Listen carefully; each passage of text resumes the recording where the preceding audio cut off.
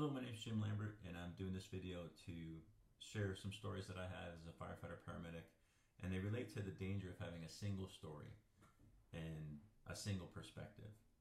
So the first story I'm going to share with you involves going on the scene of a heart attack. There was a 50-year-old gentleman. He was lying in bed.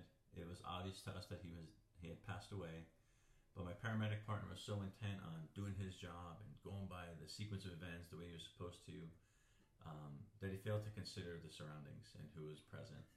So he put the EKG monitor on, confirmed that there was no heart rate in two different leads, checked for morbidity, lividity, and as he had done all those things, the ambulance company that was coming in to assist us, he heard him, he stepped out in the hallway, and he gave this signal. Took less than 2 seconds to do, but the three little girls who were the daughter of the gentleman that had passed away, they ranged from ages from 3 to 7. They saw that, and they burst into tears. And that forever changed the perspective of how they would remember not only that paramedic, but also the night that their father passed away. Worst night in their lives, they remember my paramedic partner. And I think he even said, "He's done, you can cancel." He didn't even notice that.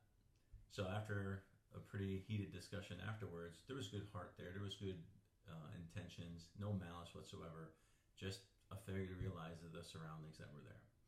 Now, if that was the only story you heard about that person, you might wonder what kind of a person that he was. But that incident completely changed him. He is now one of the best paramedics in the field, not just medically, but also emotionally.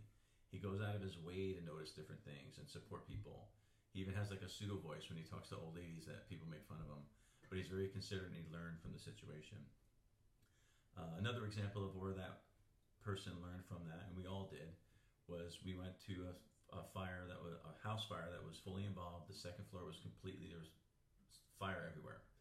We went into the first floor, not a lot of fire there, but we knew it was coming. We knew we were in for a long night. And as we started to advance the hose line, my partner went out to help advance the hose line from outside. And on his way out, he grabbed a wedding picture out of the hallway. And he brought it out and he gave it to the captain who gave it to the homeowner.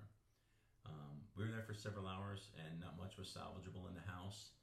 And it was just a quick act of kindness. Again, probably didn't take 2 or 3 seconds to actually think about and do, but it took time to notice that. And by noticing that and doing something like that, it actually made another difference, but in a positive way.